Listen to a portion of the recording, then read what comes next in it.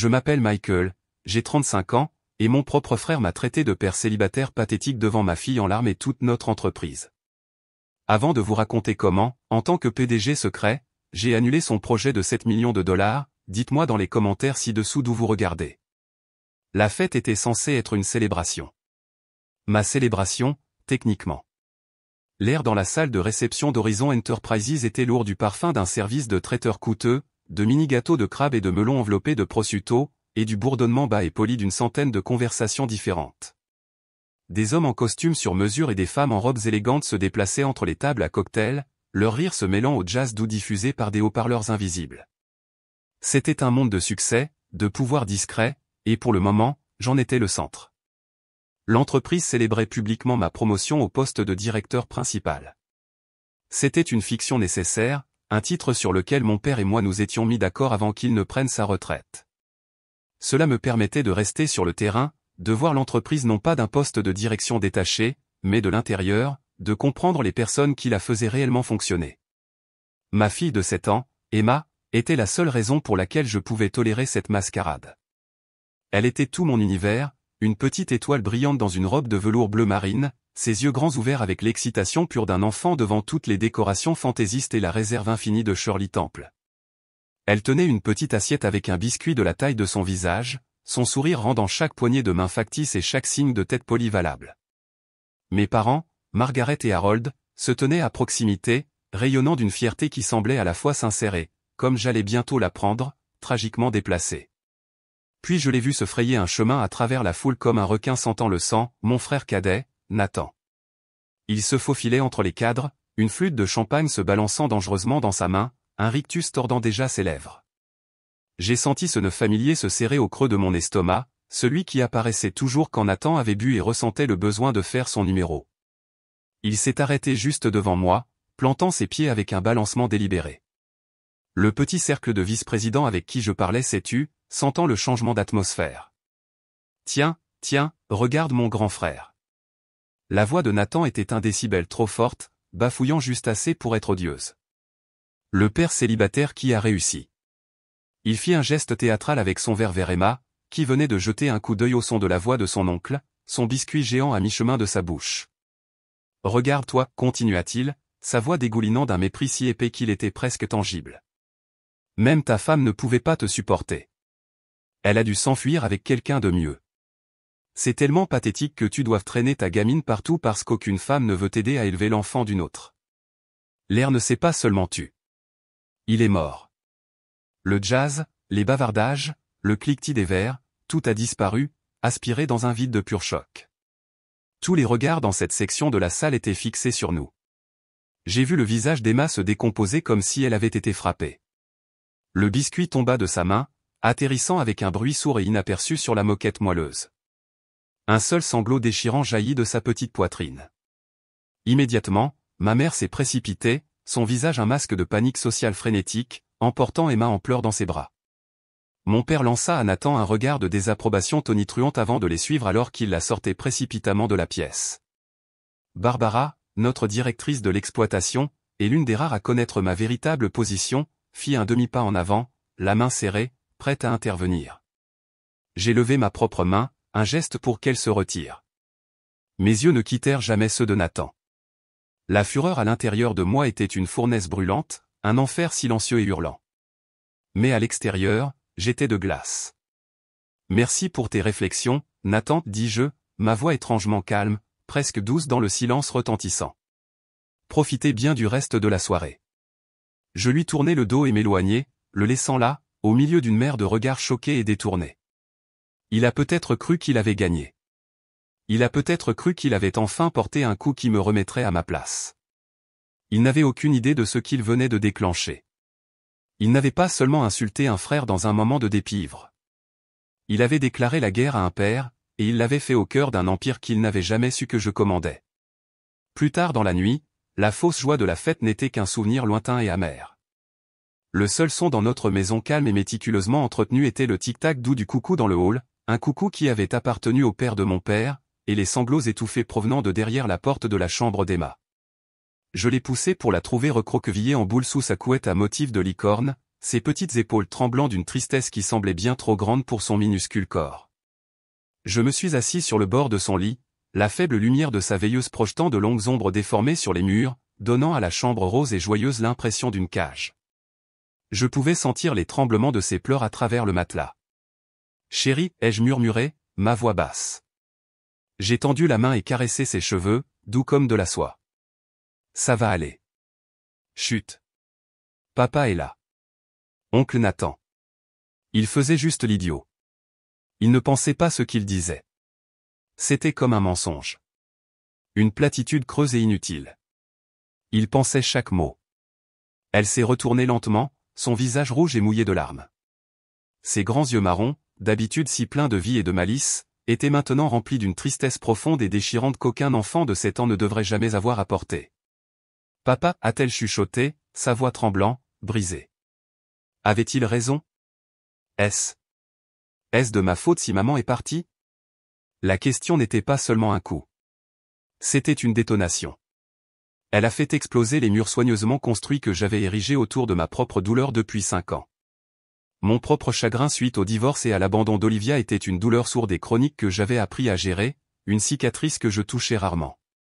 Mais ça, c'était voir cette même blessure, fraîche et béante, reflétée dans les yeux de ma propre fille. C'était la transmission d'un fardeau qu'elle n'avait pas à porter. C'était mon plus grand échec en tant que parent. Je l'ai serrée dans mes bras, son petit corps se sentant incroyablement fragile contre ma poitrine. Je la serrais fort, souhaitant pouvoir absorber toute sa douleur, toute sa confusion, en moi. Oh, Emma, non, non, non, ma chérie. Jamais, dis-je, ma propre voix chargée d'une émotion que je ne pouvais pas cacher. Écoute-moi très attentivement. Le départ de maman n'avait rien à voir avec toi.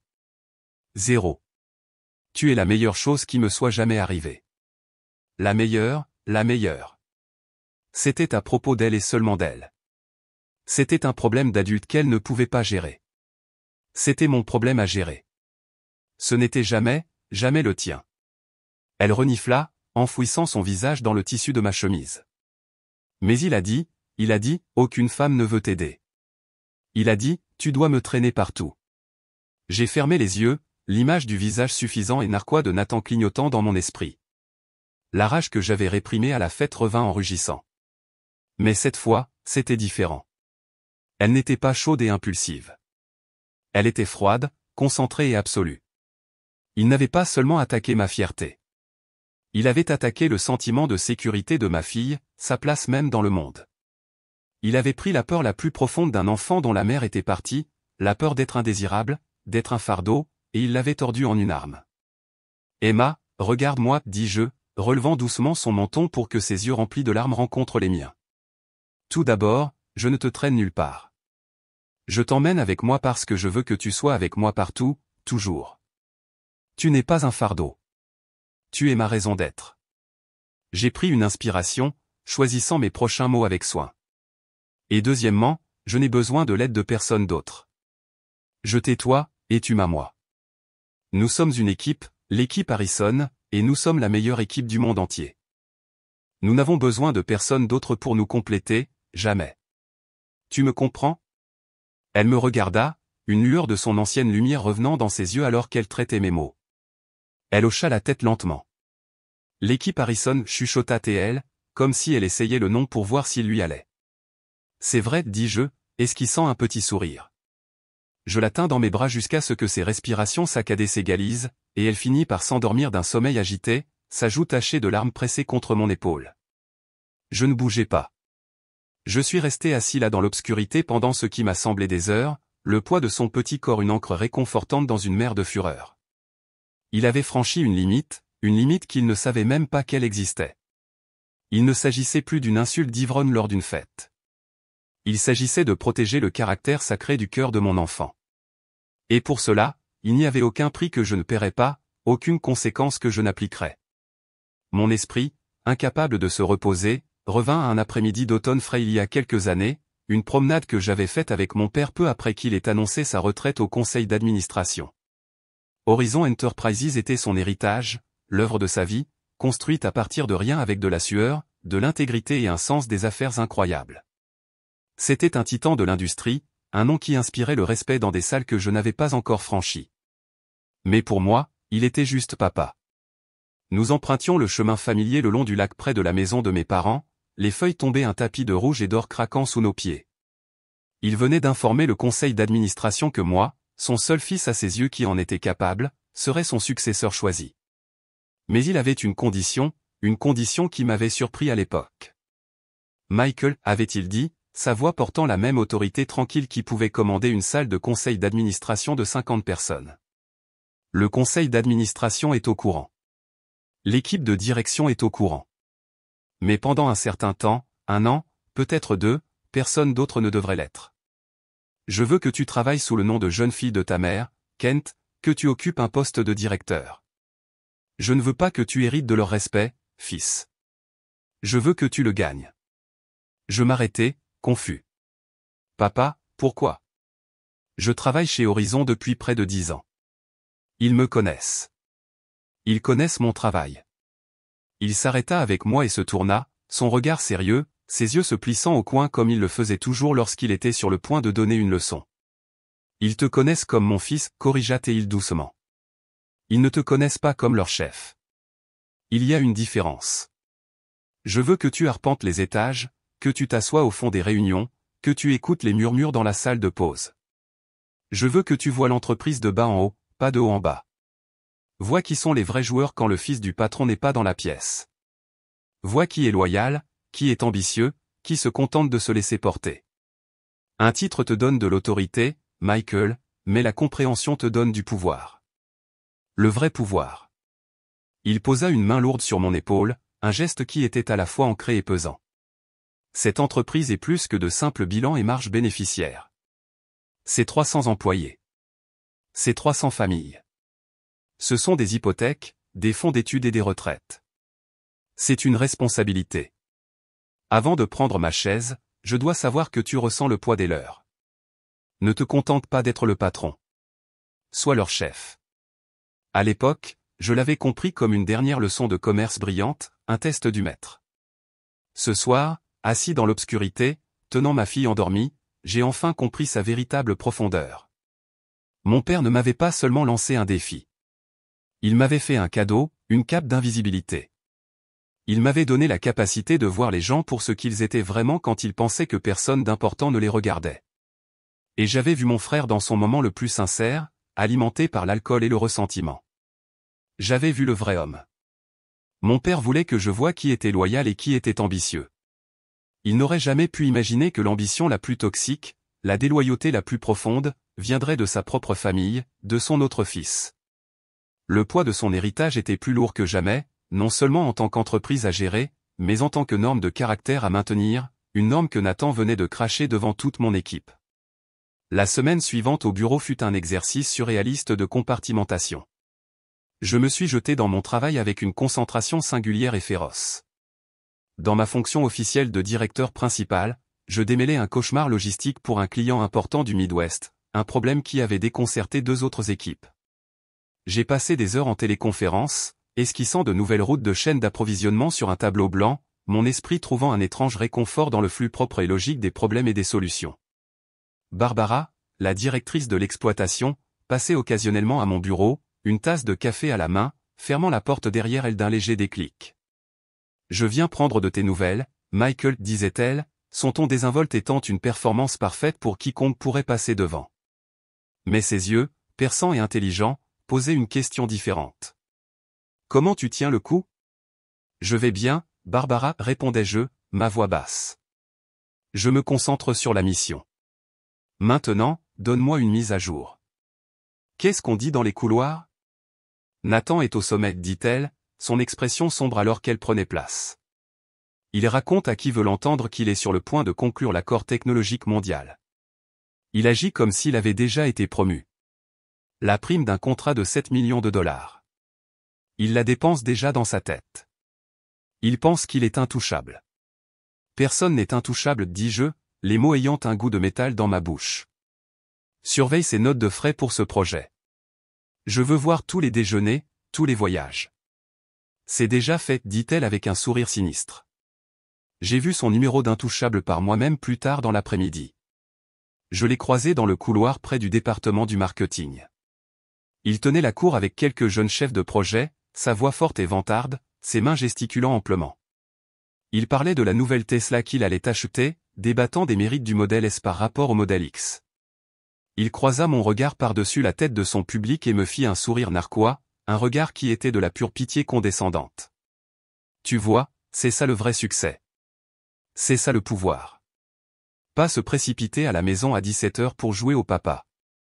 Il s'excusa auprès de ses admirateurs et se dirigea vers moi en se dandinant, me tapant sur l'épaule dans un geste censé avoir l'air amical mais qui me donnait l'impression qu'il marquait son territoire. Et, Mike, dit-il, baissant la voix à un murmure conspirateur. Pas de rancune pour l'autre soir, hein? Tu sais comment c'est. Un peu trop de bulles, juste des frères qui sont frères. Je me contentais de le regarder, mon visage étant un masque vide. Hein? Bien. Content qu'on soit bon, dit-il en me tapotant à nouveau l'épaule. Parce que quand cet accord technologique mondial sera conclu, ça va changer les choses ici. Pour moi, il cligna de l'œil, un geste gluant et satisfait. Tu verras.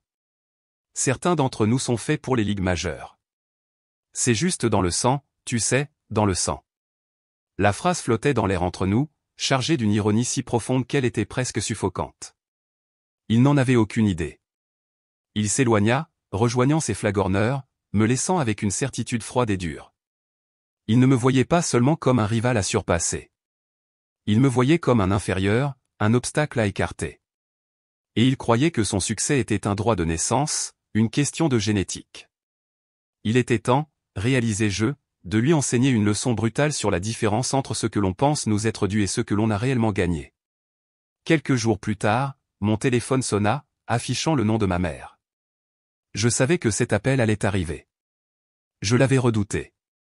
Je le laissai sonner 3 fois, prenant une respiration profonde et régulière avant de répondre, me préparant à l'inévitable manipulation émotionnelle. Michael, mon chéri, commença-t-elle, sa voix un mélange soigneusement construit de douceur et d'inquiétude. Je t'appelais juste pour savoir comment tu vas et, plus important encore, comment va ma douce petite Emma après, eh bien, après tous ces désagréments. Nous allons bien, maman, dis-je, gardant un ton brusque et neutre. Je refusais de lui donner une ouverture émotionnelle. Oh, bien. Je suis tellement contente.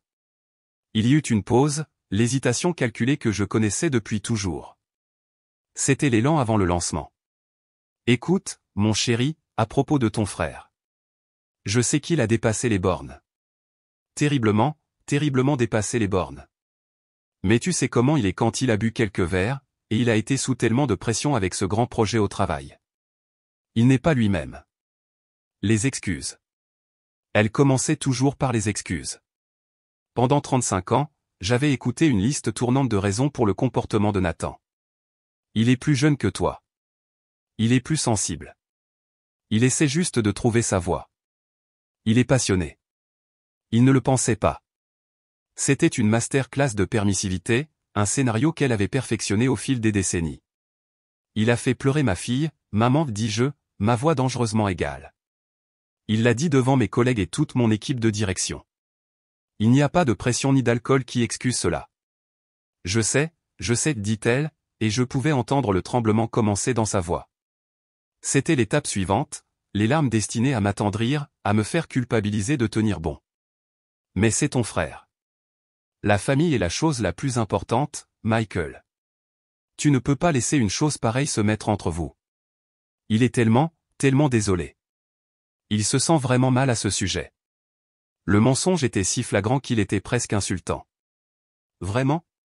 Parce que je n'ai pas eu de nouvelles de lui. Pas un texto, pas un appel. S'il est si désolé, pourquoi te fait-il présenter ses excuses? Un soupir frustré siffla à travers le téléphone. Les larmes ne fonctionnaient pas, il était donc temps de passer à la tactique numéro 3, la culpabilité. Michael, ne sois pas si difficile. Tu es le frère aîné. Tu as toujours été celui qui a le plus de succès, celui qui est le plus stable. Tu dois être la personne la plus grande ici. Il est de ta responsabilité de pardonner. Laisse tomber. Pour moi, pour le bien de la paix dans cette famille. Garder la paix, cette phrase était l'hymne de mon enfance. Garder la paix signifiait laisser Nathan casser mon jouet préféré et ensuite se faire dire de partager. Garder la paix signifiait le laisser tricher aux jeux de société. Cela signifiait avaler mes propres sentiments pour apaiser son ego fragile. Cela signifiait accepter une injustice fondamentale parce que faire bouger les choses était le plus grand péché de tous. Maman, dis-je, ma voix baissant à un murmure bas et intense. La paix dont tu parles a toujours un prix. Mon prix. Et cette fois, le prix était les larmes de ma fille et son sentiment de sécurité. Donc, non, je ne laisserai pas tomber. Le prix est trop élevé. J'ai mis fin à l'appel avant qu'elle ne puisse se lancer dans une autre volée de supplications. Je me suis adossé à ma chaise de bureau, le silence de la pièce pesant sur moi. L'appel de ma mère ne concernait pas le pardon. Il s'agissait de rétablir l'ancien ordre. Il s'agissait de maintenir la dynamique familiale dysfonctionnelle où les sentiments de Nathan étaient primordiaux et les miens des dommages collatéraux. Mais la dynamique avait changé de façon permanente. Elle ne le savait tout simplement pas encore. Ce week-end-là, je suis allé seul chez mes parents. Emma était avec un ami. J'avais besoin de faire ça sans elle. J'ai trouvé mon père dans son atelier à l'arrière, l'air lourd du parfum propre et vif de la sciure de bois et du vieux vernis. Il ponçait méthodiquement un morceau de chêne foncé, ses mouvements lents et maîtrisés. Il leva les yeux quand j'entrai, et je vis la profonde fatigue gravée autour de ses yeux. Il savait que ce n'était pas une visite de courtoisie. « Michael, dit-il, sa voix un grondement sourd. Il posa le papier de verre et essuya ses mains sur un chiffon. « Papa. » Nous sommes restés dans un silence confortable pendant un moment, un silence forgé par des années à nous comprendre sans avoir besoin de beaucoup de mots. « Ta mère m'a dit qu'elle t'avait appelé, dit-il finalement. » Il ne voulait pas croiser mon regard, fixant plutôt son regard sur le grain complexe du bois devant lui. « Elle l'a fait, dis-je. Elle a sorti le scénario habituel que je devrais être la personne la plus grande et laisser tomber. » Il soupira, un son profond et lourd qui semblait porter le poids de 30 ans de frustration. « Ta mère. C'est une bonne femme, mais elle aime la paix. Parfois, je pense qu'elle l'aime plus qu'elle n'aime la justice. » Il finit par me regarder droit dans les yeux, ses yeux bleus ressemblant tellement aux miens, remplis d'une profonde tristesse et d'un profond regret. « Ce que Nathan a fait, ce qu'il t'a dit et ce qu'il a dit à propos d'Emma. C'était mal. Il n'y a aucune excuse. J'ai vu son visage, Michael. Ce n'est pas quelque chose qu'un grand-père oublie. C'était la validation la plus directe que j'avais jamais reçue de lui concernant la dynamique avec Nathan. Mon père était un homme d'une intégrité tranquille et inébranlable, mais lui aussi avait souvent été influencé par la quête incessante de ma mère pour un foyer sans conflit. Il avait trop souvent choisi la voie de la moindre résistance. Je ne sais pas trop quoi faire, papa, admis-je, les mots semblant étranges et étrangers dans ma bouche. J'étais celui qui avait toujours le plan, la solution. Il ramassa le morceau de bois, passant son pouce sur la surface parfaitement lisse. Quand je construisais l'entreprise, dit-il lentement, sa voix distante de souvenirs, j'ai dû licencier un homme que je connaissais depuis 20 ans, mon chef des ventes, un ami. Nous avions entraîné ensemble la ligue de baseball, mais il est devenu négligent. Il a commencé à gonfler ses notes de frais, à prendre des raccourcis avec les clients, et il a mis en danger un contrat important. C'était l'une des choses les plus difficiles que j'ai jamais eu à faire. Mon cœur me disait de lui donner une autre chance, de fermer les yeux. Mais ma tête me disait que j'étais responsable des moyens de subsistance des centaines d'autres employés qui comptaient sur moi pour prendre les décisions difficiles afin de protéger l'intégrité de l'entreprise. Il me regarda à nouveau, son regard inébranlable, et je savais qu'il ne parlait plus de son vieil ami. Parfois, Michael, la chose la plus aimante que tu puisses faire pour quelqu'un est de le laisser se tenir dans les décombres de ses propres choix. Le protéger des conséquences ne l'aide pas. Cela lui permet simplement de créer un plus grand désordre la prochaine fois. Il parlait d'un employé, mais nous savions tous les deux qu'il parlait vraiment de son fils, de mon frère. Il me donnait sa permission. Plus que cela, il me disait que c'était mon devoir. Il me rappelait la leçon qu'il m'avait enseignée lors de notre promenade au bord du lac, le leadership est une responsabilité. J'ai quitté son atelier le cœur lourd, mais aussi avec une colonne vertébrale d'acier. Le conflit ne portait plus seulement sur une querelle familiale. Il s'agissait des principes fondamentaux sur lesquels Horizon avait été construit. Mon père avait choisi la justice plutôt que la paix. Maintenant, moi aussi. L'autre chaussure est tombée le lendemain soir. Ma sonnette a retenti avec insistance. J'ai regardé par le Judas et j'ai vu ma mère debout sur le porche, son visage pâle et tendu sous la lumière jaune. J'ai ouvert la porte. Elle m'a bousculé dans l'entrée, serrant sa bourse comme une bouée de sauvetage. « Michael, il faut qu'on parle, dit-elle, sa voix serrée par une panique montante. Je crois qu'on a dit tout ce qu'il y avait à dire, maman. Non, tu ne comprends pas ce que tu fais, dit-elle, sa voix montant d'un ton. Nathan m'a appelé. Il est dévasté. Il a dit que tu étais froid avec lui au bureau, que les gens le regardaient bizarrement. Il a peur que tu ne sabotes son accord. Ce projet technologique mondial est tout pour lui. Ton père ne veut pas m'écouter. C'est à toi de réparer ça. Il n'y a rien à réparer, dis-je. Ma voix était froide et dure comme de la pierre. Nathan a créé cette situation. Il doit assumer son comportement. L'assumer. C'est ton frère, cria-t-elle. Et les larmes qu'elle avait retenues au téléphone faisaient maintenant leur apparition en personne, coulant sur son visage. Pourquoi es-tu si déterminé à le punir? Pourquoi cela a-t-il toujours été comme ça? Tu as tout. Les éloges, les promotions, la vie facile, et il est toujours laissé à se débattre dans ton ombre. C'est un récit que tu as créé, maman, pas la réalité, dis-je, ma patience réduite à néant. C'est la réalité, hurla-t-elle, son contrôle se brisant finalement complètement. Elle fit un pas de plus, ses yeux sauvages d'un désespoir que je n'avais jamais vu auparavant. Tu ne comprends pas. Tu ne peux absolument pas comprendre ce qu'il ressent. Il a toujours eu l'impression de ne pas être à sa place, d'être un second choix, surtout depuis qu'il a découvert. Une froide appréhension, aiguë et soudaine, remonta le long de ma colonne vertébrale. Découvert quoi? Son visage s'effondra, le combat s'évaporant, remplacé par un torrent de confessions paniquées. Les mots jaillirent dans un murmure désespéré et brisé, un secret qu'elle avait porté si longtemps qu'il était devenu toxique. Que tu aies adopté, Michael. Il l'a découvert il y a quelques années. Il cherchait de vieux relevés bancaires dans le bureau de ton père pour une demande d'hypothèque, et il les a trouvés, les papiers d'adoption. Nous ne l'avons jamais dit à aucun de vous. Nous pensions que cela n'avait pas d'importance. Vous étiez tous les deux nos fils. Le monde s'arrêta. Le tic-tac de l'horloge, le bourdonnement du réfrigérateur, le bruit lointain de la circulation, tout s'estompa dans un silence assourdissant. Adopté. Le mot ne résonna pas. Il atterrit, un fait solide, lourd et indéniable qui réorganisa tout le paysage de ma vie en une seule seconde brutale. Ce n'était pas un choc qui me fit halter. C'était un clic étrange et silencieux, comme la dernière pièce d'un puzzle qui se glisse dans un endroit dont je n'avais jamais su qu'il était vide. L'insistance constante de mon père a gagné ma place. Le ressentiment profond, apparemment irrationnel, de Nathan. La surcompensation frénétique et suffocante de ma mère. Tout se mit en place avec une nouvelle orientation horrifiante. Il pense, sanglota ma mère, ces mots à peine audibles maintenant. Il pense que tu n'es pas son vrai frère. Il pense que tu as volé sa place, son héritage. Il pense que tu as pris tout ce qui aurait dû lui revenir de droit. Je la fixais simplement, cette femme qui était ma mère, mais pas ma mère. La trahison était si immense, si complexe, qu'elle en était presque élégante dans sa cruauté. Ce n'était pas seulement qu'ils m'avaient menti toute ma vie. C'était qu'ils avaient permis au secret de pourrir dans l'ombre, de devenir un poison qui avait tordu mon frère en l'homme qui se tenait devant moi à cette fête, vomissant son venin. Ma colère, qui avait été une flamme ciblée et contrôlée, ressemblait maintenant à une supernova. Mais c'était une explosion froide et silencieuse qui laissait un vide dans son sillage.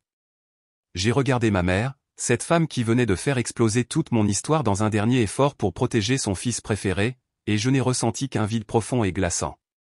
Tu dois partir, dis-je, ma voix dépourvue de toute inflexion. Michael, s'il te plaît. Je suis tellement désolé maintenant. Elle recula comme si je l'avais physiquement poussée. Choquée par la froideur de mon ton, elle ouvrit la bouche, puis la referma, et finalement elle se retourna et s'enfuit dans la nuit. J'ai fermé la porte à clé derrière elle et je me suis appuyé contre, mes jambes si faibles que je pensais qu'elles allaient me lâcher. J'étais le PDG. J'étais le frère aîné. J'étais le bon fils. Et j'étais un parfait inconnu pour moi-même. Mes yeux trouvèrent une photo encadrée d'Emma sur le manteau de cheminée, son sourire éclatant et confiant rayonnant vers moi, ma fille.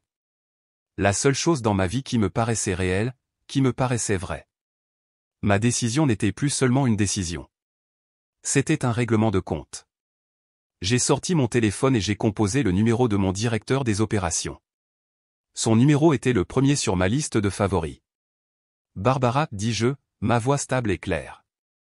Organise une réunion complète du conseil d'administration pour vendredi matin. Je veux que tout le monde soit là, tous les vice-présidents. Je fis une pause, prenant une respiration. Et oui, dis-je, le mot ayant un goût de fer, assure-toi que Nathan reçoive l'invitation. Les 48 heures qui ont précédé la réunion de vendredi ont été les plus longues et les plus claires de ma vie. La révélation de mon adoption ne m'avait pas brisé, comme ma mère aurait pu le craindre. Cela avait fait le contraire. Cela avait dissipé tout le brouillard, toute la confusion, toutes ces années passées à essayer de comprendre une dynamique construite sur un mensonge. Cela m'avait forgé en quelque chose de plus dur, de plus aiguisé, de plus ciblé. La colère était toujours là, une étoile froide et dense dans ma poitrine, mais elle était orbitée par une étrange clarté libératrice. Chaque souvenir était maintenant projeté sous un jour différent, les éloges constants et obséquieux de ma mère pour mes moindres réalisations, l'insistance implacable de mon père à gagner ma place par le mérite plutôt que par le nom, la jalousie latente de Nathan qui bouillait aux moments les plus étranges. C'était la carte d'un pays dans lequel je n'avais jamais su que je vivais, et maintenant je pouvais voir toutes les frontières, tous les pièges cachés. Ma préparation pour la réunion devint une guerre sur deux fronts. D'une part, il y avait l'entreprise. J'étais méticuleux. J'ai passé des heures enfermé dans mon bureau avec Barbara et notre directeur financier, Robert. Nous avons examiné les chiffres du projet technologique mondial ligne par ligne. Nous avons analysé chaque clause de l'accord préliminaire, chaque échange de courriel entre Nathan et leurs représentants. Je devais être inattaquable sur les faits, armé d'un niveau de détail qui ne laisserait aucune place à la contestation. Je ne me préparais pas seulement à une réunion. Je me préparais à un contre-interrogatoire. Mais l'autre moitié de ma préparation était profondément personnelle. Elle avait lieu tard dans la nuit, dans le calme de mon bureau, bien après qu'Emma se soit endormie. J'ai sorti de vieux albums photos, des boîtes entières, et je les ai étalées sur le sol. Il y avait Nathan et moi quand nous étions enfants, peut-être 5 et 3 ans, en train de construire un bonhomme de neige bancal. Il y avait moi à ma remise de diplôme d'études secondaires, major de promotion, avec Nathan se tenant à l'écart, une ombre maussade dans le soleil festif. Il y avait moi tenant Emma pour la première fois à l'hôpital, mon monde refait, avec Nathan planant maladroitement près de la porte, incapable ou ne voulant pas partager ce moment. Je ne cherchais plus de réponse. Je cherchais le fil conducteur, la vérité de notre histoire. Et je l'ai trouvé. C'était l'histoire d'un secret gardé, d'un mensonge par omission qui avait permis à la rancune de croître comme de la moisissure dans l'obscurité, empoisonnant tout ce qu'elle touchait. Mes parents, dans leur tentative mal avisée de protéger une famille heureuse, n'avaient fait que préserver une illusion fragile et creuse. Cette réunion n'était plus une question de vengeance. Je l'ai réalisée avec une certitude surprenante. La vengeance était un mot trop petit, trop mesquin pour ce qui devait se passer. Il s'agissait de vérité. Il s'agissait de démolir toute la structure pourrie afin que quelque chose de réel, quelque chose d'honnête puisse enfin avoir une chance d'être construit. Que cela inclût Nathan ou non dépendait entièrement de lui.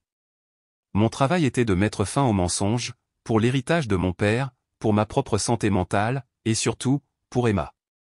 Je ne voulais pas la laisser grandir dans une famille construite sur des murmures et des secrets. Le cycle de dysfonctionnement s'arrêtait avec moi. La nuit précédant la réunion, je ne pouvais pas rester dans la maison. Les murs avaient l'impression de se refermer sur moi, chuchotant les secrets qu'ils avaient gardés pendant 35 ans. J'ai conduit jusqu'à un point de vue panoramique désert, un endroit où les adolescents avaient l'habitude de se garer, et je me suis simplement assis dans ma voiture. Les lumières de la ville s'étendaient en dessous de moi comme une couverture de diamants éparpillés. J'avais besoin d'air. J'avais besoin d'un espace qui ne se sentait pas contaminé par le passé. J'ai sorti mon téléphone et j'ai composé un numéro de mémoire, le bureau de Marcus Thorne. Une assistante polie a répondu. C'est Michael Harrison qui l'appelle. J'ai utilisé mon vrai nom. Le temps de se cacher était terminé. Un moment plus tard, la voix familière et tonitruante de Marcus se fit entendre au bout du fil. Mike, ravi de vous entendre. À quoi dois-je ce plaisir? J'ai entendu dire que votre frère Nathan allait nous faire gagner beaucoup d'argent à tous. Le gamin est un vrai bulldog. Les éloges désinvoltes m'ont donné un frisson. C'est pour ça que j'appelle, Marcus, dis-je, ma voix stable. Nous avons un problème. Je ne lui ai pas donné les détails sordides de la famille. Ce n'était pas professionnel. Ce n'était pas ainsi que mon père l'aurait géré. Je l'ai formulé dans le langage que nous comprenions tous les deux, risque, responsabilité et culture d'entreprise. Il y a eu un problème interne grave impliquant le chef de projet, Nathan Harrison, dis-je prudemment, choisissant chaque mot comme un chirurgien choisit un scalpel. Cela a soulevé des questions fondamentales sur son jugement professionnel et son alignement avec les valeurs fondamentales d'Horizon. Sa conduite a créé une responsabilité potentielle que nous ne pouvons ignorer. Marcus, un PDG astucieux et expérimenté, resta silencieux pendant un moment. Il savait que je ne ferais pas un appel comme celui-ci à 21h à moins que ce ne soit critique. De quelle gravité parle-t-on? Assez grave pour que j'intervienne personnellement pour gérer la situation, dis-je, et assez grave pour que, afin de protéger l'intégrité de ce partenariat et les intérêts à long terme de nos deux entreprises, je doive recommander officiellement que nous mettions le projet en suspens immédiatement et indéfiniment. Je pouvais presque entendre les engrenages tourner dans sa tête, les calculs du temps perdu et de l'élan. De plus, ajoutai-je, coupant court à toute objection potentielle, Horizon couvrira bien sûr tous les coûts préliminaires et les heures de travail que votre équipe a engagées en raison de cette complication imprévue. Je demande à notre service juridique de rédiger une lettre officielle à cet effet. Elle sera sur votre bureau demain matin. Vous ne perdrez pas un seul centime. C'était le geste crucial. Je ne demandais pas de faveur. Je ne réagissais pas de manière émotionnelle. Je prenais une décision de dirigeant responsable, bien que douloureuse, et j'atténuais les pertes de son entreprise. Je protégeais ses intérêts autant que les miens. Il y eut une autre longue pause. Très bien, Michael, dit-il finalement, sa voix ne parlant plus que d'affaires. J'ai toujours fait confiance à votre jugement. Considérez-le en suspens. Envoyez la lettre. Faites-moi savoir quand vous aurez mis de l'ordre dans votre maison. Je le ferai, dis-je. Merci, Marcus. Je raccrochai le téléphone, les lumières de la ville floues devant mes yeux. Le premier domino, le plus critique, était tombé, et je l'avais poussé non pas en tant que frère vengeur, mais en tant que PDG protégeant son entreprise. La distinction était importante. C'était tout. La salle de conférence était glaciale ce vendredi matin. La climatisation était toujours réglée trop haut, mais aujourd'hui, le froid était différent. C'était la tension glaciale de l'anticipation. La longue table en acajou poli reflétait les visages sombres et attendus de l'équipe de direction, Barbara, avec son calme stoïque, Robert de la finance, qui avait l'air anxieux, Jennifer des RH, son visage étant un masque professionnel illisible, et les autres vice-présidents, tous chuchotant à voix basse. Ils savaient que quelque chose d'important se préparait. Ils ne savaient tout simplement pas quoi. Et puis il y avait Nathan. Il était assis à l'autre bout de la table, un phare d'arrogance inconsciente dans la mer de tension. Il avait reçu l'invitation à la réunion et, dans son manque de conscience de soi spectaculaire, l'avait interprété comme son tour de victoire. Il pensait que c'était la réunion où ils annonceraient officiellement son triomphe, où le conseil d'administration chanterait ses louanges pour avoir conclu l'accord technologique mondial. Il portait un nouveau costume italien ridiculement cher qui criait prime non méritée. Il me fit un signe de tête condescendant alors que j'entrais et que je prenais ma place habituelle en tant que directeur principal, un dernier rejet silencieux. La pièce se tut lorsque le dernier vice-président s'installa. Tous les regards se tournèrent vers la tête de la table, vers la chaise vide en cuir qui avait été celle de mon père pendant 30 ans. C'était un trône, et il était vacant. J'attendis un peu, laissant le silence s'étirer jusqu'à ce qu'il soit presque inconfortable. Puis je me suis levé. Mes mouvements étaient lents, délibérés. J'ai quitté mon siège le long de la table pour me rendre à la tête, mais pas étant le seul bruit dans la pièce. J'ai atteint la chaise et, au lieu de m'asseoir, je me suis tenu derrière elle, en posant mes mains sur son haut dossier. Bonjour à tous, dis-je. Ma voix était calme et claire, amplifiée par l'acoustique de la pièce, remplissant chaque coin. Merci d'être venu avec si peu de préavis. J'ai regardé autour de la table, en établissant un contact visuel avec chacun d'eux, en les laissant voir le changement en moi. Mon regard se posa finalement sur mon frère. Son sourire narquois commençait à vaciller, remplacé par un éclair de confusion. Cela ne suivait pas son scénario. Au cours des 2 dernières années, continuai-je, ma voix résonnant d'une autorité qu'il ne m'avait jamais entendue auparavant, beaucoup d'entre vous m'ont connu sous le nom de Michael Kent, votre directeur principal des projets stratégiques. C'était un rôle que mon père et moi avons créé avant sa retraite. Il était conçu pour permettre une transition en douceur du leadership et, plus important encore, pour me donner une perspective objective et concrète de l'entreprise qu'il aimait tant. Mais le nom de jeune fille de ma mère était toujours censé être temporaire.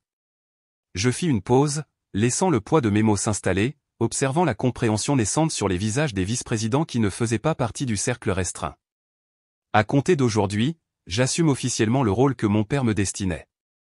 Je m'appelle Michael Harrison. Je suis son fils, et je suis le directeur général de Horizon Enterprises.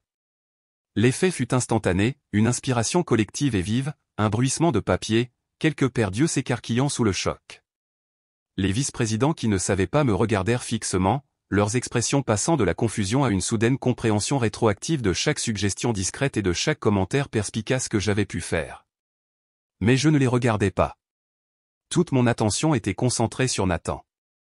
La couleur s'estompa de son visage comme si on avait retiré un bouchon. Sa mâchoire se relâcha, sa bouche restant légèrement ouverte. La confiance suffisante, la démarche arrogante, tout s'évapora en une fraction de seconde, remplacé par une horreur pure et simple. C'était le visage d'un homme dans une attraction de parc à thème qui réalise soudainement que son harnais de sécurité s'est détaché. Il regarda Barbara, puis Robert, et vit la confirmation stoïque et immuable dans leurs expressions. C'était réel. Le père célibataire pathétique, le frère qu'il avait moqué et rejeté toute sa vie, était son patron, l'autorité ultime, l'homme qui tenait tout son avenir professionnel dans le creux de sa main. Je laissai le silence s'étirer, le forçant à macérer dans la nouvelle réalité. Je voulais qu'il en ressente tout le poids écrasant. Puis je continuai, mon ton passant de la révélation personnelle aux affaires froides et dures. Mon premier acte officiel en tant que PDG est de m'occuper du projet Global Tech, annoncai-je, ma voix étant nette. À partir de 21h hier soir, le projet a été mis en suspens indéfiniment à ma demande personnelle auprès de leur PDG.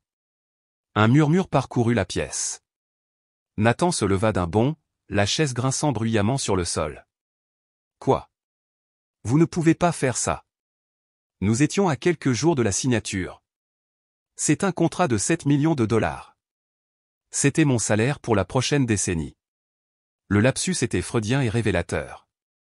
Je suis parfaitement conscient des chiffres, Nathan, dis-je froidement, sans hausser la voix. Comme je l'ai dit, j'ai moi-même appelé Marcus Thorne. Vous quoi, balbutia-t-il, son visage passant du pâle au rouge furieux et taché. C'est à cause de la fête, n'est-ce pas? Ce n'est rien d'autre qu'une petite vengeance. Vous abusez de votre pouvoir parce que vos sentiments ont été blessés. Vous ne pouvez pas accepter une blague. Il criait maintenant, sa voix résonnant sur le verre et l'acajou, son vernis professionnel soigneusement construit se fissurant et se brisant aux yeux de tous. Il perdait le contrôle, prouvant mon point de vue plus efficacement que je ne l'aurais jamais espéré. Je levai la main, un simple geste de silence. Il se tut, plus par choc que par obéissance. Vengeance, dis-je, ma voix baissant de nouveau, devenant dangereusement silencieuse, les forçant tous à se pencher. Parlons de ce mot. Ne parlons pas de blague, Nathan. Parlons de jugement. Parlons du caractère et de la stabilité nécessaires pour représenter cette entreprise dans un partenariat de plusieurs millions de dollars. J'ai détourné mon attention de Nathan et me suis adressé directement au conseil d'administration, comme s'il n'était plus dans la pièce. Les fondations de cette entreprise, l'héritage que mon père m'a confié, reposent sur un seul principe non négociable, l'intégrité. L'intégrité, c'est le respect, non seulement pour nos clients, mais pour chaque personne qui travaille sous ce toit. Puis j'ai reporté mes yeux sur Nathan. Ils avaient l'impression d'être des lasers l'épinglant à sa chaise. Alors, Nathan, dis-je, ma voix douce, mais chaque mot un coup de marteau. Cela n'a rien à voir avec le fait que je sois ton frère. Il s'agit de ton rôle de cadre supérieur dans mon entreprise. Alors, éclaire le conseil d'administration, s'il te plaît. Fais-leur part de ton évaluation professionnelle des pères célibataires. Partage tes idées éclairées sur la valeur de leurs enfants dans un contexte d'entreprise. Explique-leur en détail comment ce type particulier de leadership s'aligne sur la plaque des valeurs d'horizon accrochée au mur juste derrière toi. La pièce était une tombe. L'air était lourd de condamnation tacite. Nathan ouvrit la bouche, puis la referma. Un son étranglé en sortit. Il regarda autour de la table à la recherche d'un allié, d'un seul visage amical, mais ne trouva que des regards froids, déçus et critiques. Il n'avait aucune défense. Il n'y avait aucune violation des ressources humaines que je devais citer. Aucun enregistrement secret que je devais diffuser. Ses propres actions, ses propres mots, mis en lumière crue et impitoyable de cette salle de conférence, étaient son acte d'accusation. Dis-nous, Nathan, insistai-je, ma voix implacable, ne lui laissant aucune échappatoire. Quel est le retour sur investissement de la décence humaine élémentaire? Je suis curieux de voir comment elle s'intègre dans tes projections. Il ne pouvait pas parler. Il se tenait simplement là, exposé, humilié et complètement vaincu, son nouveau costume cher ressemblant à un costume bon marché sur un mannequin cassé. Le silence profond et accablant était sa confession. C'était sa démission. C'était sa fin. Il finit par se rasseoir sur sa chaise, non pas en s'asseyant, mais en s'effondrant, un homme brisé. Et je me tenais là, à la tête de la table, dans la chaise que mon père m'avait laissée. Je ne ressentais aucune joie, aucune excitation de la victoire, juste le poids froid et lourd d'un acte nécessaire, et la satisfaction sombre d'une vérité qui avait enfin et irrévocablement été dite à haute voix. Les conséquences de la réunion furent rapides, cliniques et d'une efficacité brutale. Dès que Nathan eut été renvoyé de la pièce, pas renvoyé, pas encore, mais simplement dit « Vous pouvez partir maintenant », il sortit en titubant, escorté par un agent de sécurité silencieux, le visage masqué d'une incrédulité hébétée. Au moment où la porte se referma, Jennifer, notre responsable des ressources humaines, prit la parole. Sa voix était calme et professionnelle, un baume nécessaire après l'émotion brute qui venait d'être excisée chirurgicalement de la pièce. À compter d'aujourd'hui, annonça-t-elle au cadre restant, sa voix ne laissant aucune place à l'ambiguïté, Nathan Harrison sera mis en congé administratif payé en attendant une enquête complète et formelle sur de multiples violations du code de conduite de l'entreprise. Celles-ci incluent, mais ne sont pas limitées à, le harcèlement au travail et la création d'un environnement hostile. Il n'y avait aucune mention de notre lien familial, aucune allusion au drame plus profond. Dans cette pièce, il était un employé qui avait franchi une ligne, et j'étais le PDG qui la faisait respecter. Les lignes avaient été tracées à l'encre indélébile.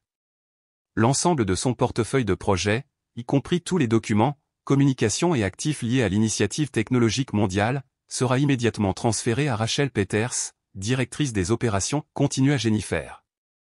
Je vis quelques hochements de tête subtils d'approbation autour de la table. Rachel était une directrice brillante, stratégique et travailleuse qui avait été systématiquement négligée pendant des années, souvent parce que Nathan s'était soit attribué le mérite de son travail, soit l'avait politiquement écarté des projets clés. Il ne s'agissait pas seulement de supprimer un élément toxique. Il s'agissait de corriger un défaut systémique. Il s'agissait de récompenser le mérite, et pas seulement l'ambition.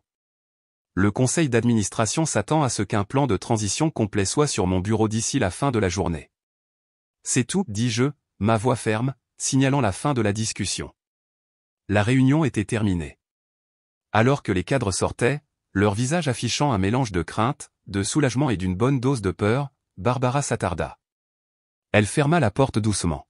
« Est-ce que ça va, Michael ?» demanda-t-elle, son comportement professionnel habituel adouci par une inquiétude sincère. « Oui, dis-je. » Et j'étais surpris de constater que c'était vrai. Un grand poids étouffant s'était soulevé de mes épaules. « Barbe, je veux un audit complet et discret des rapports de performance passés de Nathan et des résultats de ses projets au cours des 3 dernières années. Je veux savoir si quelqu'un d'autre a été marginalisé, s'est vu attribuer son travail ou a été écarté d'une promotion qu'il méritait à cause de lui. » Barbara acquiesça, un regard de sombre compréhension sur son visage. « Je m'en occupe tout de suite. J'ai l'impression que Rachel n'est pas la seule à attendre ce jour. » La grande machine impersonnelle de l'entreprise était en marche.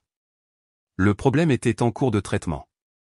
Mais alors que je regardais par la fenêtre de la salle de conférence la ville tentaculaire en contrebas, je savais que les conséquences pour l'entreprise ne représentaient que la moitié de l'histoire. Les retombées familiales, le véritable règlement de compte, étaient encore à venir. L'enquête ne dura pas longtemps. En fait, Nathan fournit lui-même toutes les preuves dont ils avaient besoin. Être en congé, coupé de sa messagerie professionnelle, de sa carte de crédit d'entreprise, de son titre et de son sens gonflé de l'importance, sembla briser le peu qui restait de sa maîtrise de soi. Il n'essaya pas de voler des données ou de commettre un grand acte d'espionnage industriel. Sa chute fut beaucoup plus pathétique, beaucoup plus personnelle et, en fin de compte, beaucoup plus accablante. Il commença à envoyer des courriels, pas depuis son compte professionnel, bien sûr, mais depuis une nouvelle adresse anonyme avec un nom enfantin et transparent comme truteller@mail.com. Les courriels étaient envoyés à Rachel, la directrice qui avait repris ses projets. Ils étaient remplis d'insultes amères et enfantines, remettant en question sa compétence, son expérience et son leadership. Il l'accusa de lui avoir poignardé dans le dos et d'être mon animal de compagnie corporatif. Il essaya de saper son autorité auprès de l'équipe qu'elle venait d'hériter, envoyant des messages similaires à quelques-uns de ses anciens membres de l'équipe, essayant de les monter contre elle, la traitant de fraude. C'était une mission vouée à l'échec, une crise de colère numérique. Le service informatique d'Horizon, une équipe de détectives numériques hautement qualifiée dans laquelle j'avais personnellement investi, traça les courriels anonymes jusqu'à une adresse IP enregistrée dans un Starbucks situé à 2 pâtés de maison de chez Nathan en quelques heures. Ils ont extrait les images de sécurité du café pour les horodatages correspondants. Et il était là. Les images étaient granuleuses mais indubitables, mon frère était penché sur son ordinateur portable dans un lieu public, son visage masquant une rage impuissante alors qu'il tapait sa propre note de suicide professionnel. Jennifer apporta le rapport imprimé dans mon bureau et le déposa sur mon bureau sans un mot. La preuve était absolue. Il s'agit d'une violation claire et sans ambiguïté des termes de son congé administratif, dit-elle, sa voix sombre, mais ferme. Il s'agit d'un harcèlement ciblé d'une collègue. C'est une tentative délibérée de saboter un projet de l'entreprise. Cela passe d'une simple question de RH à un motif de licenciement immédiat pour faute. Nous avons plus qu'assez pour le laisser partir, Michael. Et franchement, ajouta-t-elle, en me regardant dans les yeux, nous avons des raisons d'intenter une action en justice pour dommages et intérêts si vous le souhaitez. Je regardais le rapport, l'image fixe granuleuse de mon frère ayant l'air si petit, amer et perdu. Ce n'était pas un méchant rusé sorti d'un film. C'était un homme qui se débattait, qui se noyait dans son propre ressentiment et qui essayait d'entraîner tout le monde dans l'eau trouble avec lui. Intenter une action en justice, c'était comme donner un coup de pied à un homme déjà à terre. Le but n'a jamais été de le détruire. Il s'agissait d'éliminer le poison de mon entreprise, et j'espérais, de ma famille. Pas d'avocat, dis-je avec décision. Pas d'action en justice. Licenciez-le simplement. Envoyez le plan de départ standard requis par la loi de l'État. Et c'est tout. Je veux que cela se termine proprement. Jennifer acquiesça, une lueur de soulagement dans ses yeux. Je m'en occupe personnellement. Elle partit. Et j'étais de nouveau seul dans le calme de mon nouveau bureau. Les liens professionnels étaient coupés. Il n'était plus mon employé. Il était juste mon frère. Et d'une certaine manière, cela semblait infiniment plus compliqué et 1000 fois plus lourd. 3 mois peuvent donner l'impression d'une vie ou d'un clin d'œil. Le chaos de cette réunion de vendredi, le licenciement qui s'ensuivit, le drame familial, tout cela s'était installé dans un nouveau rythme plus productif. Chez Horizon, mon leadership n'était plus un secret, et la transparence avait un effet positif inattendu sur le moral de l'entreprise. Les gens semblaient plus engagés, plus enclins à proposer de nouvelles idées, sachant que l'homme au sommet avait marché dans leurs chaussures et qu'il accordait de l'importance à l'intégrité plutôt qu'à la politique. Rachel Peters était en plein essor. Non seulement elle avait sauvé la relation technologique mondiale, mais avec sa compétence calme et sa vision stratégique, elle avait en fait étendu sa portée à un nouveau partenariat de 10 millions de dollars. L'entreprise était plus saine, plus forte et plus rentable que jamais. Plus important encore, ma maison était plus saine. Le nuage étouffant de tension tacite qui planait depuis des années s'était enfin dissipé. Emma était redevenue elle-même, vive, pétillante et insouciante. La terrible question qu'elle avait posée cette nuit terrible n'avait jamais été répétée. Elle se sentait de nouveau en sécurité. Elle se sentait chérie. Et c'était la seule victoire, le seul résultat net qui comptait vraiment pour moi. Nous étions au parc par un après-midi de samedi brillamment ensoleillé. L'air était vif avec la promesse de l'automne. Je la poussais sur les balançoires, son rire joyeux résonnant dans l'air alors qu'elle s'élevait de plus en plus haut. Plus haut, papa, plus haut, criait-elle. Et pour la première fois depuis longtemps, j'avais l'impression de pouvoir la pousser vers le ciel sans craindre qu'elle ne tombe. J'avais accepté la vérité de mon adoption. Cela ne changeait pas ce que mon père était pour moi ni l'amour et le respect infini que j'avais pour lui. Cela a simplement recadré mon passé, expliquant les notes dissonantes dans la symphonie de ma famille. D'une étrange manière, cela me fit ressentir un lien plus profond et plus primordial avec Emma. Elle était ma fille biologique, ma véritable lignée, mon héritage incontesté. Nous étions notre propre famille, une unité complète et entière de 2 personnes. Je n'avais pas parlé à Nathan depuis le jour de son licenciement. Ma mère avait essayé d'appeler plusieurs fois au cours des premières semaines, ses appels hésitants et timides, ne plus aussi exigeants. Je les ai laissés aller à la messagerie vocale. J'avais besoin d'espace. Mon père et moi parlions régulièrement, nos conversations étant plus faciles et plus honnêtes qu'elles ne l'avaient jamais été. Nous reconstruisions sur des fondations de vérité. Mais le morceau de notre famille qu'était Nathan restait un espace déchiqueté et vide. J'avais pensé que le supprimer de ma vie était la réponse. Mais j'apprenais que son absence était une présence en soi, un fantôme à chaque dîner de famille que j'avais avec mon père. Quelques jours plus tard, j'ai reçu un appel d'un numéro que je ne reconnaissais pas.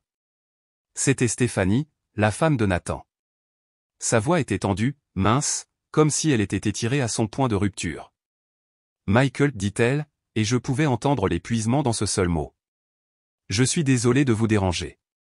Je ne savais pas qui d'autre appeler. Ça va, Stéphanie, dis-je, le cœur lourd. Qu'est-ce qui ne va pas? C'est Nathan, dit-elle, sa voix se brisant. Il ne va pas bien. Il sort à peine de la maison. Il a perdu la promotion, le travail, tout. Il reste assis dans le noir à regarder la télévision ou à ne rien faire. Il ne veut pas me parler. Il ne veut parler à personne. Je m'inquiète pour lui, Michael. Vraiment inquiète. Je sentis une piqûre de quelque chose que je ne voulais pas nommer. Ce n'était pas de la pitié. Pas exactement. C'était une lueur de cette vieille responsabilité ancrée, un fantôme du frère aîné que j'avais toujours été censé être. Que voulez-vous que je fasse, Stéphanie, demandai-je, ma voix douce. Je ne sais pas, admit-elle, sa voix tombant à un murmure. Je pensais juste que vous devriez le savoir. Je savais ce que je devais faire. C'était la dernière étape, la plus difficile, dans toute cette misérable affaire. Je conduisis jusqu'à leur maison de banlieue ce soir-là. La pelouse était envahie, les plates-bandes remplies de mauvaises herbes. C'était une maison qui avait l'air aussi vaincue que Stéphanie en avait l'air. Elle me laissa entrer, ses yeux remplis d'une gratitude lasse qui me mettait très mal à l'aise. Nathan était dans le salon, assis sur le canapé dans le noir, la télévision éteinte, la seule lumière provenant du lampadaire à l'extérieur. Il avait l'air maigre, creusé, son costume cher remplacé par un pantalon de survêtement taché. Il ne leva pas les yeux quand j'entrai. Je m'assis dans le fauteuil en face de lui, le silence dans la pièce épais et lourd d'accusations tacites. Pendant longtemps, aucun de nous ne parla. Je ne l'ai pas fait pour te détruire, dis-je finalement, les mots sortant doucement, absorbés par l'immobilité oppressante. Il lança un rire court, amer et aboyant qui ne contenait aucun humour. Pourrait m'avoir trompé. Non, dis-je, me penchant en avant, ma voix ferme mais pas méchante. Si j'avais voulu te détruire, j'aurais laissé nos avocats s'occuper de ta plainte pour harcèlement et je t'aurais poursuivi pour tout ce que tu as. Si j'avais voulu te détruire, je t'aurais laissé mener le projet technologique mondial à la ruine, ce que tu aurais fait parce que ton jugement était compromis. Je ne t'ai rien fait, Nathan. J'ai juste arrêté de te protéger de toi-même. Il finit par me regarder, ses yeux enfoncés et remplis d'une vie de ressentiment. C'était l'adoption, n'est-ce pas? Tu l'as découvert. Et c'était toi, le garçon en or, prouvant que tu étais le vrai fils depuis le début, réclamant ton maudit héritage. Non, dis-je, secouant lentement la tête. C'était Emma. C'était toujours Emma. Tu as fait pleurer ma fille. Tu lui as fait remettre en question sa valeur et sa place dans sa propre maison. C'est là que tout a commencé et s'est terminé pour moi. Le reste, l'adoption, les secrets, c'est juste l'explication triste et pathétique de la façon dont nous en sommes arrivés là. Ce n'est pas une excuse. Cela ne l'a jamais été. Je me levai, la conversation terminée. Tu as besoin d'aide, Nathan. Pas parce que tu as perdu un emploi, mais parce que tu es rempli d'un poison qui te ronge de l'intérieur, et que cela blesse tous ceux qui essaient de t'aimer. Obtiens de l'aide. Pas pour moi. Pas pour maman et papa, pour toi-même, pour ta femme. Je sortis de la maison sans regarder en arrière, le laissant seul dans le noir. Le lendemain au bureau, j'appelai Jennifer, notre responsable des ressources humaines, dans mon bureau et fermai la porte. J'ai besoin d'informations, dis-je, mon ton indiquant clairement qu'il ne s'agissait pas d'une demande professionnelle typique. Officieusement, je veux le nom du meilleur psychologue d'entreprise ou thérapeute que notre programme d'aide aux employés recommande. Pas n'importe qui, le meilleur. Quelqu'un qui est spécialisé dans l'épuisement professionnel, les traits de personnalité narcissique et la gestion de la colère. Elle me regarda, ses yeux intelligents ne montrant aucune surprise, seulement une compréhension silencieuse. Elle connaissait toute l'histoire, du moins le côté professionnel. Je peux vous obtenir ça, Michael. Cela n'a rien à voir avec Horizon Enterprises, clarifiai-je, ayant besoin que la limite soit absolue. Les affaires de l'entreprise avec Nathan Harrison sont terminées. C'est une affaire personnelle. Elle acquiesça. Bien sûr, je comprends parfaitement. Plus tard dans la journée, elle glissa une simple enveloppe vierge sur mon bureau en remettant un autre rapport. À l'intérieur se trouvait une seule feuille de papier avec un nom et un numéro de téléphone, Dr Alistair Finch. Je n'appelais pas le numéro moi-même. Cela aurait été une autre forme de contrôle, une autre intervention. Je mis le morceau de papier dans une nouvelle enveloppe.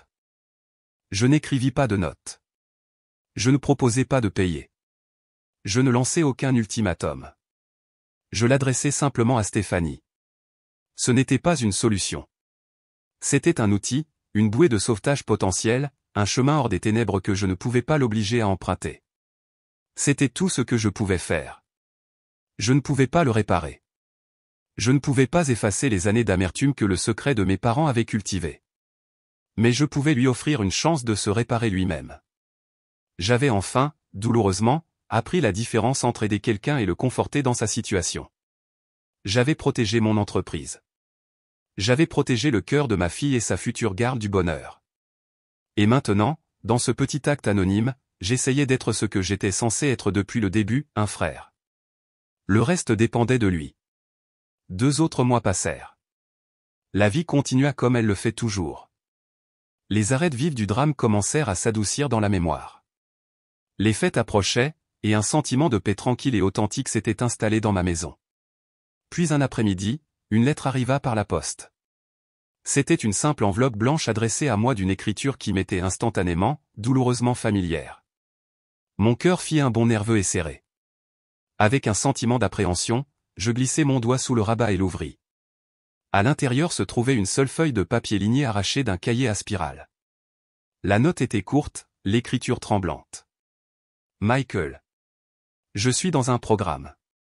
Stéphanie m'a forcé à y aller. C'est dur. Ils te font regarder des choses que tu ne veux pas voir. Ils parlent de responsabilité. Merci. Nathan. Juste ça. Pas d'excuses. Pas vraiment. Pas de promesse d'un avenir changé ou d'une relation réparée, mais c'était plus que ce que j'avais jamais attendu. C'était un accusé de réception. C'était un début. C'était une seule lueur de lumière au bout d'un long, sombre et misérable tunnel. Je pliai soigneusement la lettre et la mis dans le tiroir de mon bureau. Ce n'était pas la fin heureuse d'un film, mais c'était quelque chose de bien plus précieux. C'était une vraie fin. Ce soir-là, j'aidai Emma à faire un devoir à la table de la cuisine. Elle dessinait un dessin pour un projet scolaire intitulé « Ma famille », avec une expression concentrée avec sa langue tirée du coin de sa bouche. Elle me dessina grand et souriant, me tenant la main. Elle dessina ses grands-parents, Harold et Margaret, debout ensemble, souriant également. Et puis, sur le côté opposé de la page, un peu séparé du groupe principal, elle dessina une petite figurine. C'était oncle Nathan. Il ne souriait pas, mais il ne fronçait pas non plus les sourcils. Il était juste là, inclus, mais avec un espace autour de lui. Je regardais son dessin, le regard honnête, simple et profondément sage de cet enfant sur notre monde brisé et compliqué. Elle ne l'avait pas effacé. Elle n'avait pas oublié la douleur. Elle lui avait juste donné son propre espace, un endroit où exister sans qu'il ait à être juste à côté d'elle. Elle avait tracé une limite. Et à ce moment-là, en regardant un morceau de papier de construction et quelques gribouillis de crayon, j'ai tout compris. Mon père m'avait appris à être un PDG. Le départ d'Olivia m'avait forcé à apprendre à être un père. Mais c'était Nathan, dans toute son amertume et sa douleur, qui m'avait appris le vrai sens de la famille. Il ne s'agit pas de perfection. Il ne s'agit pas de maintenir la paix à tout prix. Il s'agit de tracer des limites d'acier pour protéger ceux que vous aimez. Il s'agit de laisser entrer la lumière dure et purificatrice de la vérité, même quand elle fait mal. Et il s'agit d'avoir la force d'offrir une bouée de sauvetage à ceux qui sont perdus dans les ténèbres sans les laisser vous entraîner avec eux. Vous ne pouvez pas choisir la famille dans laquelle vous êtes né ou, comme il s'avère, adopter. Mais vous pouvez choisir le type de famille que vous construisez chaque jour. Et en regardant Emma, ma fille intelligente, drôle, résiliente et merveilleuse, je savais que j'avais construit la seule qui comptait vraiment. Nous étions l'équipe Harrison, une équipe de 2 personnes, et nous allions bien nous en sortir. Merci d'avoir écouté mon histoire. J'espère qu'elle a résonné en vous d'une manière ou d'une autre. Avez-vous déjà été dans une situation où vous avez dû faire un choix difficile pour protéger votre paix ou votre famille? Partagez votre histoire dans les commentaires ci-dessous.